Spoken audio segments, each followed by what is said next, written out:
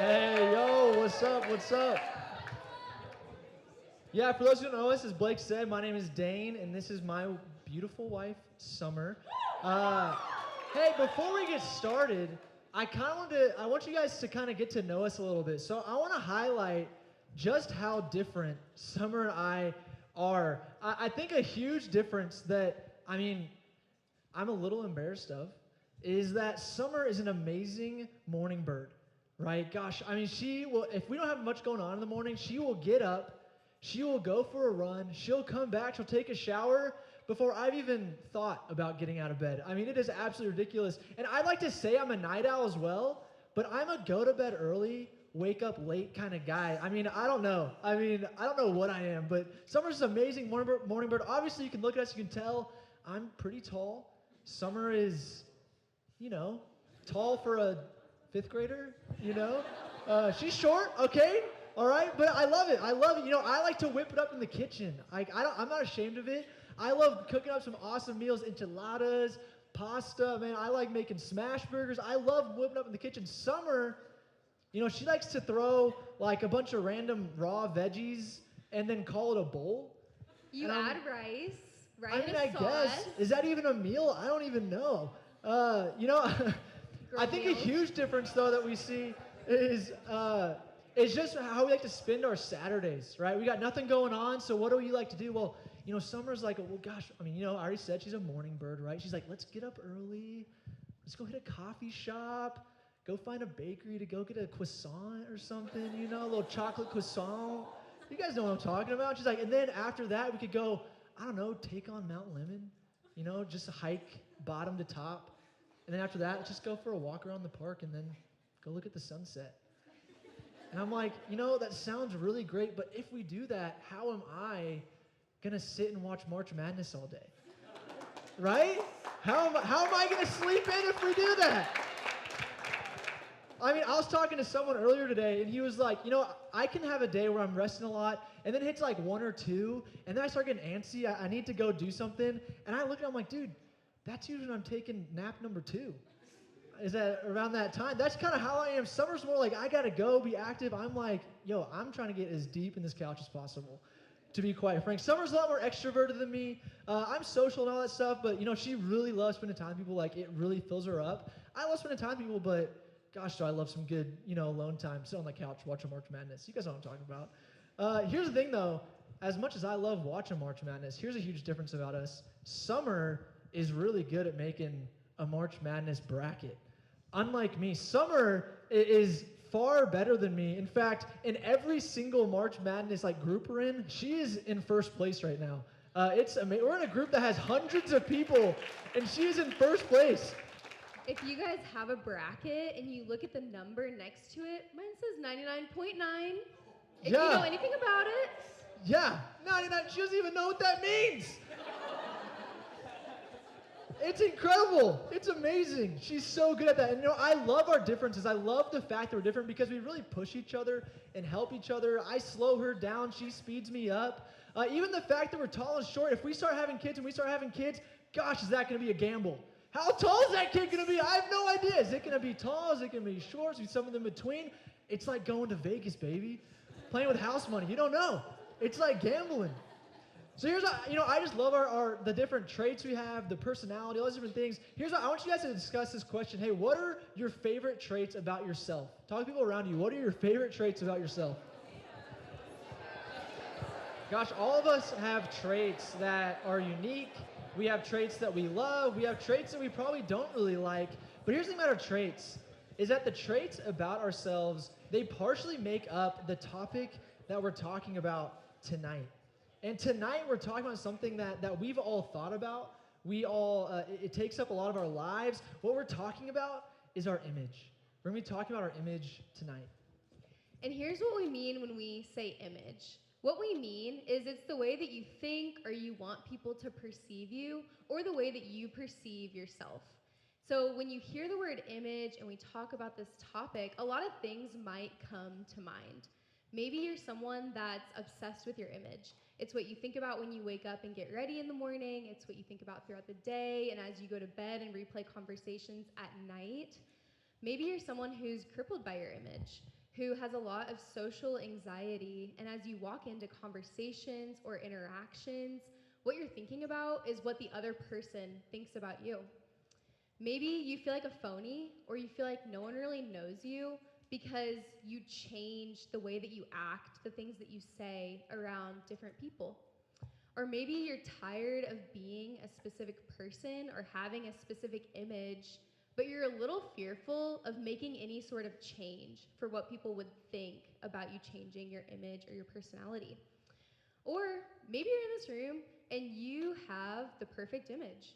Maybe you think that you have it all figured out, right? You have the internship, you have the sports, you have the fraternity, the sorority, the friends, the social life. You have everything that you think makes up that perfect image, but for some reason, you're still not super happy, or you think that there's actually something more than just upkeeping that image. If you fall into any of those things, if you can relate to any of that, I'm just glad that y'all are here. I'm glad you're here because image is such a big part of us, and there's so many different things going around that talk about our image and what makes up it. And the Bible actually also has a lot to say about our image, and so tonight we're just going to look at what God says about our image.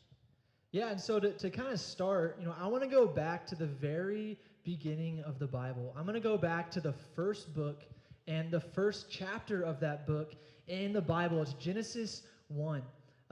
Genesis 1 says this. It says, "Then God said, 'Let us make man in our image, after our likeness.'" You see, in the book of Genesis, in the first chapter, it talks all about God creating the world. And it talks about him creating the sun and the moon and trees and different plants. He talks about the ocean and different animals. But whenever he talks about creating humankind, he actually, it's very different. Because we're the only thing that he creates where he says that you are actually made in my image. You're made after my likeness. It's the only thing. In fact, after he created mankind, he actually said, "This is very good." With everything else, he said, "This is good, this is good, this is good." After creating mankind, he said, "This is very good." Because of something very specific. It's because he put a lot of intentionality and care, and he put himself into every single one of us. A few months ago, back in August, it was my birthday, August 21st. Any August birthdays out here? All right, yeah. Oh yeah. It feels good to be an August birthday, I'll say that. So back in August, we had a family friend that had us over. He's got a few little kids, and it was so sweet because they gave me all these really cool gifts. They gave me a bag that had like an envelope in it, and you guys know, you kind of throw the envelope to the side, right? And you're like, "Hey, let me get what's in this bag," right? I started taking things out. It's like a sponge to clean my car. I'm like, "What do you think of me?" Like, golly, they give me like a bunch of dinosaur folders, right? And I'm like, "Man, this is so kind," right? I'm so thankful for this. I actually used it tonight to hold these papers, funny enough. But I finally got to the envelope, and I should have opened the envelope first because I opened it up, and you could just see the joy in their face as I opened up this envelope. Smiling ear to ear, and the envelope was thick. And so I pull it out, and it's these sheets of paper, and I open it up, and I'm like, "What am I looking at?" And my friend goes, "They drew pictures of you." So this was the first picture. This was the youngest, she's the second youngest, I guess. She's 3. So she drew this picture. I didn't really know at first, but I think the yellow is my head. I think the red, I think it's like rosy cheeks, red mouth. Yeah, so that's what she thinks of me. But she was so happy to give me that picture. She's like, "This is you." This was the next one. Again, she thinks we're the same height. She's 4. She thinks we're the same height, which is totally fine. I'm holding some sort of leaf, a really big leaf, and her name's Roxy. And she wrote it that way. It was so, again, smiling. She's so excited I'm holding this, right? The next, their 6-year-old, he hands me this. We got sun with a smiley face on it. We got those birds or clouds and birds, some dirt, grass, and then it's us. I think ratio-wise, I'm taller, he's shorter. I think he tried to go with the curly hair. Golly, he was so excited about giving me these pictures, and it was the most sweet thing ever to watch their reactions as I received these pictures of me. And I think the reason why is because similar to how God, when he created us, man, he made us in our image. He called it very good because there's so much care and intentionality. Whenever they drew these pictures of me, they put so much of themselves into that picture. They cared so much about making it look good because they wanted me to be happy. They wanted me to enjoy these pictures. They put so much in these pictures, and it just gave them joy to give them to me. They were so happy to give those to me. And the thing about it is there's a reason why I was able to show you these pictures today.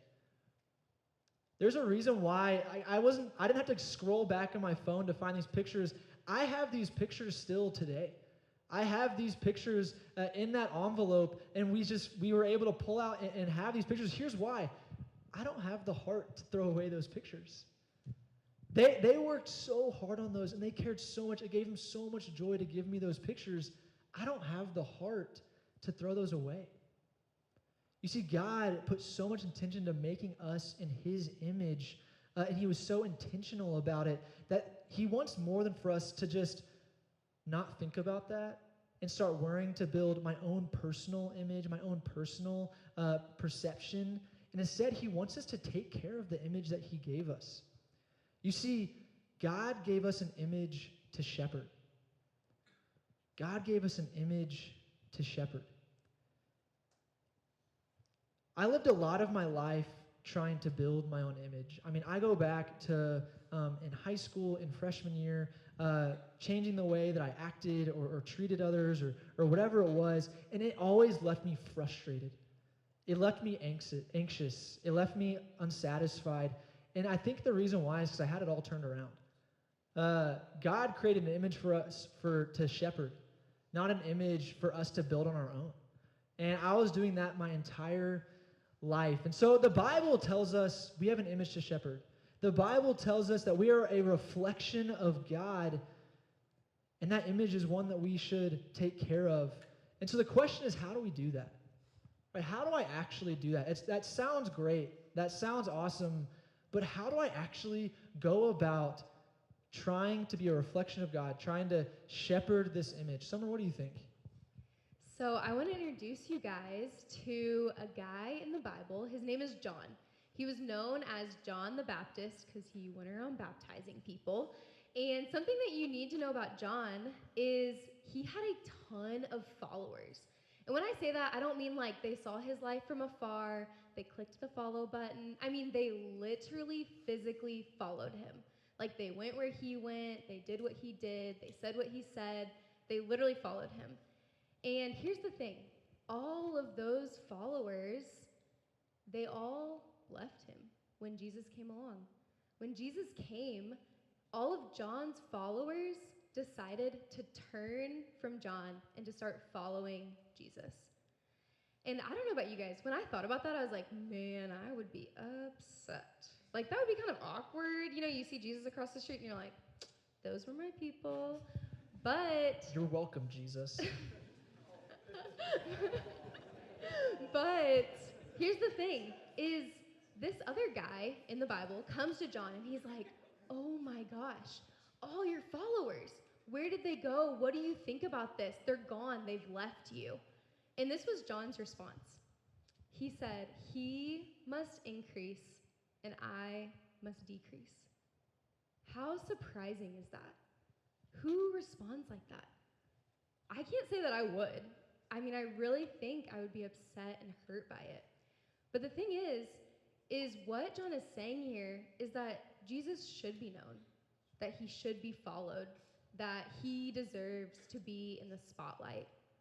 And what he's also saying is that his image, his status, people's perception of him just isn't as important as Jesus's.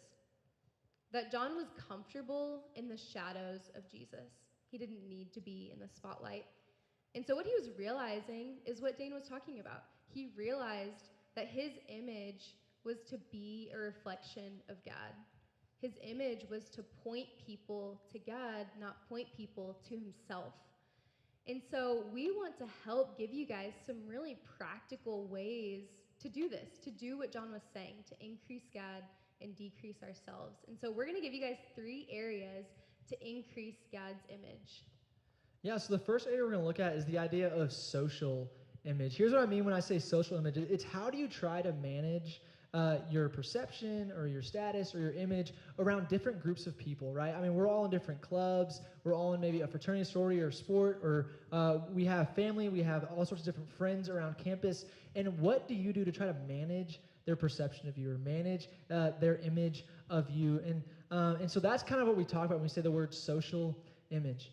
A few years ago, there was a man named Rashawn Richardson.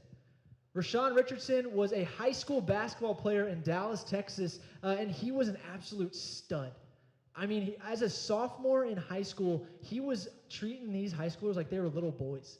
I mean, he was dicing them up, dropping threes. I mean, he was just absolutely like destroying these dudes on the basketball court. In fact, he was so good as a sophomore that at the end of the season, he got voted Offensive Player of the Year for his district. Man, this guy had a huge future ahead of him. I mean, he had colleges looking at him.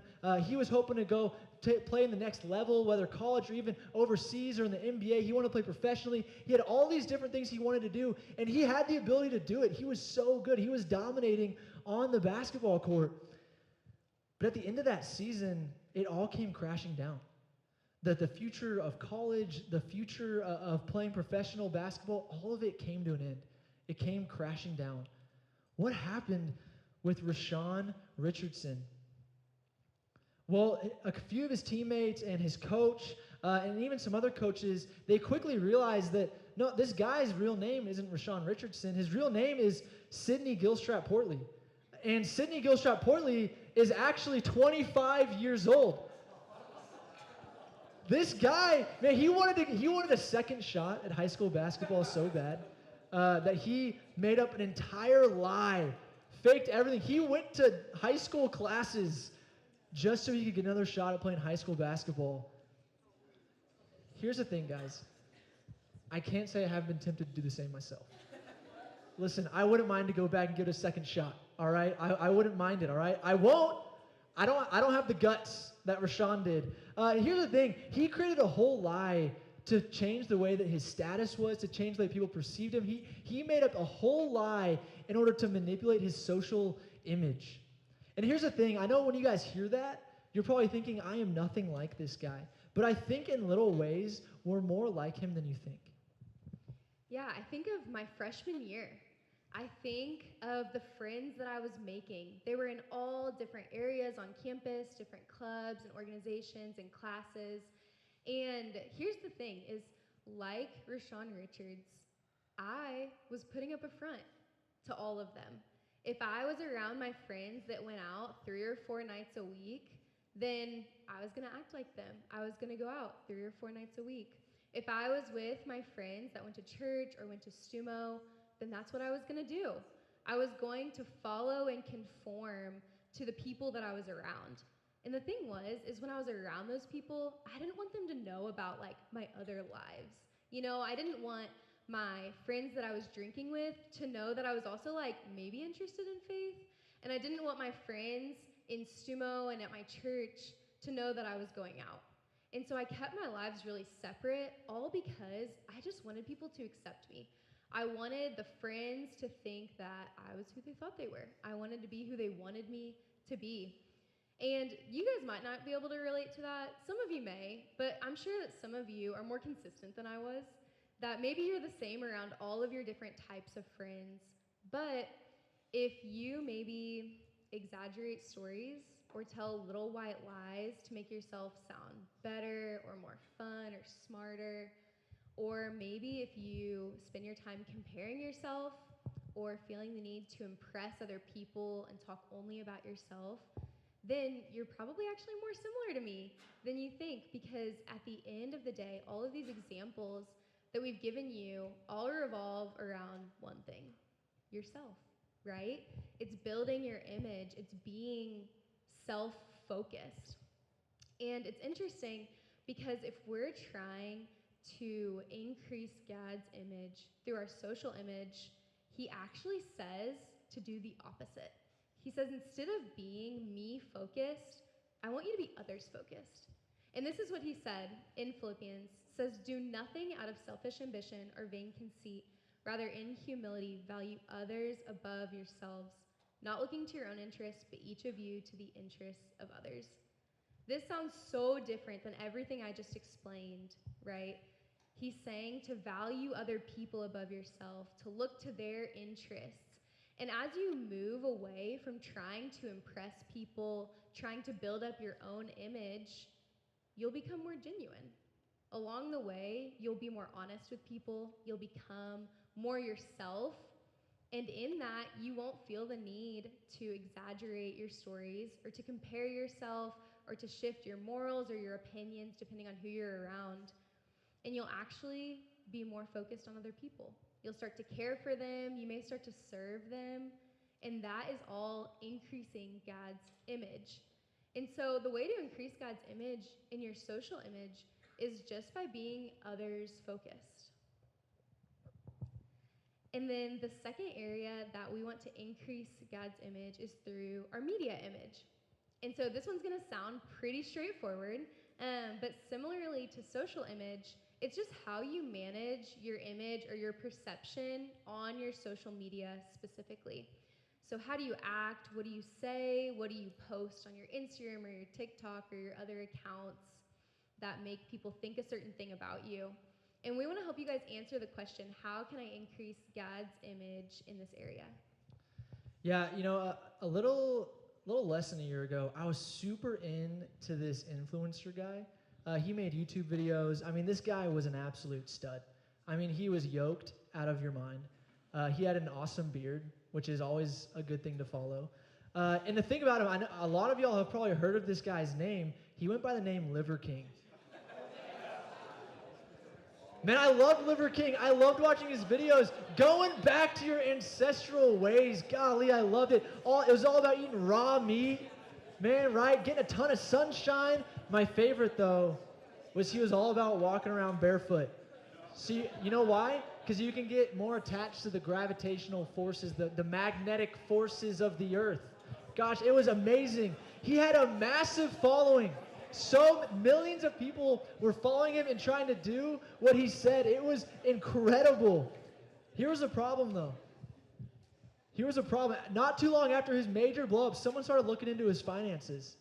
They started trying to figure out, hey, is this guy legit? Right? And what they found out was pretty shocking. What they found out is that Liver King had been spending $11,000 a month on steroids.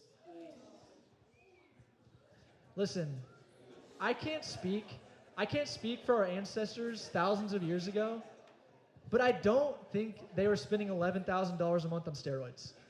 So here's the thing about Liver King is he was hiding behind his social media.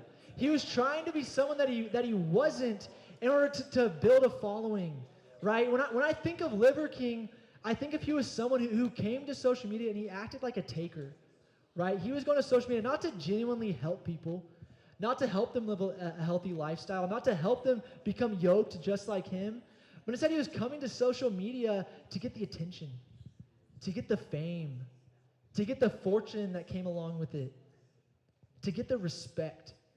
He came to social media as a taker, right? He just wanted to take. And, maybe some of y'all aren't spreading the idea of trying to go back to the ancestral ways. Right? That might not be you. But I think a lot of us can come to social media, me included, as a taker, right? I go to social media, I post things, or I even comment things for the purpose of seeking attention. I do things, and I post about them, or whatever it is, because I'm looking to impress people. I think I go about doing these things because I want to be a taker. I just want to take people's attention. I want to take people's acceptance of me. I just go to it trying to take. And I think the question we want to all ask ourselves in terms of social media, and are we using it to just build our own image, and how can we build God's image, is are you adding or are you taking? There's a verse that I love. It's 1 Corinthians 9:22. It says, "I have become all things to all people, that by all means I might save some." And on first glance, you might read this and think, how does this have anything to do with social media? And what I love about this is the writer of this letter in the Bible, throughout this whole passage leading up to this statement, what he's saying is, hey, I will do whatever it takes to add value to people. I'll do whatever it takes to help them grow in their faith, to help develop them, to care for them. I'll do whatever it takes. And as I see people mature in their faith and they take that mindset with them to social media, I see two paths. Two paths of how people use social media to add value to people. The first path, I would say 1% of the mature believers I know can actually do this and do it, is they're able to use media. They use their skills, their charisma, their following, whatever it is, to actually add real value to people. But what I've noticed as well is that the other 99% of the people that I know who have matured in their faith is that they lose interest. They lose interest in social media because what they realize is that they add way more real value to people sitting across the table from them. They add way more real value to people by walking with them side by side, by being face to face with them. And so because of that, they just kind of lose interest in social media. It's something that doesn't really take much of their time. Maybe they go in to see what their friends are up to, go in to connect with people. But in terms of their social media presence, it just kind of dwindles and dwindles and dwindles because they know they can add real value elsewhere. You know, if you want to increase God's name in social media, for most of you, it might simply be to decrease your name in social media. It could be as simple as that. It could be simple as seeing I can add real value maybe here, but it also just might be not here. Maybe social media isn't something that I just try to conduct all of my time on, but I use it just as a place to connect, right? As a place to catch up, not as a place to just try to seek attention and impress and take. And so, you know, in terms of our social media image, we always want to ask ourselves, can I add real value here? The third area that we want to increase God's image is in our body image. And so what I mean by that, or what I mean by body image, is just what your own perception, thoughts, or feelings are towards your body. Do you love it? Do you hate it? Do you critique it? Do you praise it? How do you feel towards your body? And before we even jump into this specific topic, I also want to recognize that there's going to be people in this room that really struggle with body image. And if that's you, I'm sorry. And I want you to know that it is really difficult to process through. And if that is you, I want to encourage you to come talk to me, talk to someone on StuMo staff, or talk to the person that brought you, because we would love to begin to help you process through that. But tonight, I just want to give you guys a little bit of advice for how to increase God's image in this area. And so I want to circle back on what Dane talked about at the very beginning. We know that God cares for our image because he talks about it in the very first chapter of the very first book of the Bible, right? And we learned that he cared about our image. He cared enough to make us in his likeness. He made us in his image, which is a really kind thing to do. Obviously, he loves our image. And in that same book, the first book of the Bible, there's a story about this couple, Adam and Eve. And these are the only people that got to really experience God's image the way that he intended for it to be. And so before they had ever disobeyed God, do you know how they lived? In a perfect garden, in perfect peace, with all of their needs met. And funny enough, they were naked. Who knows why, Nice. but they actually never really talk about their nakedness. It's interesting, they don't talk about loving it, they don't talk about hating it, they don't talk about shame, they don't talk about their body. It's kind of like they're not even really giving thought to the fact that they're naked. And so it makes me think that they were comfortable in their body, they were comfortable in their nakedness.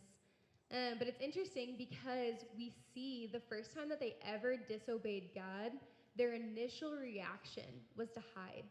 Their initial reaction was to cover themselves, and you see that they felt exposed.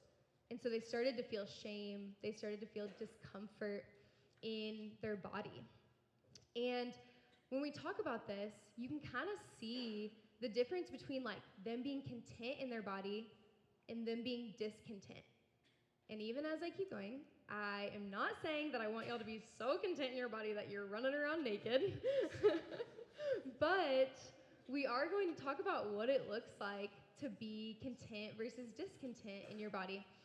And the reason we're doing that is because it's just so much easier to be discontent. It's so much easier to nitpick and to look at the things that you wish you could change. Because I've been there, you know. There's kind of two camps of discontentment that we can fall into. And the first one is being frustrated with how God made you. And now listen, guys, I would not choose to be 5 foot. I can't reach the top shelf, okay? I have to call Dane to reach anything for me. Jeans don't really fit. You find the one every 4 years. Shopping the kid, it's a whole thing. So I wouldn't choose to be 5 foot, right? But I'm sure there's things that you wouldn't choose about yourself that you can't change. Your height, your weight, your hair, your eye color, right? There's all kinds of things that we are frustrated with how God made us. The other camp is that maybe you're just never satisfied, right? You love your body. You think the body God gave you is great, but you're always working to perfect it. That's what your time and your energy goes towards. You want bigger arms or more toned legs, or you want the six-pack, right? You're never satisfied, so you're in the hamster wheel of trying to become perfect. And to both of those camps, I want you guys to just listen to what God says about you.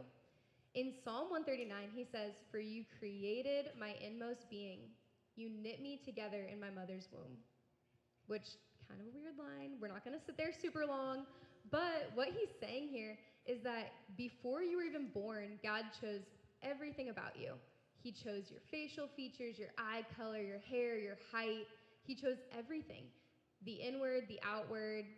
He meticulously decided every detail about you. That's pretty caring, right? If he wouldn't have done that, I would understand being discontent. But man, it's hard to be discontent when you hear that the creator of everything in Tucson, in the world, decided every little detail about you. And so this can help us to be content.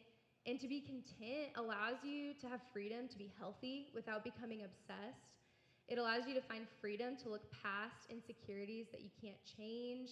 And it allows you to find freedom to call more attention and more focus on God rather than your physical appearance, to decrease ourselves and to be able to increase God.